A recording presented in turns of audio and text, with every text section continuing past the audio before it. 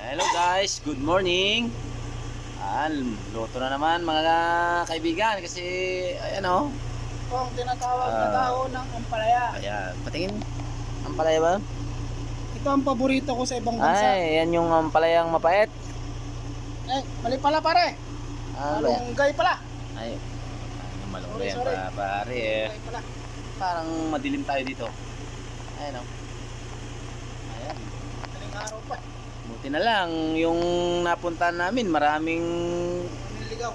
gulay-gulay ngayon na ligaw. Eh, siyempre, hindi naman tayo rich kids, kaya kilala natin yung mga dahon dyan sa gilid-gilid. Namin yung isa oh.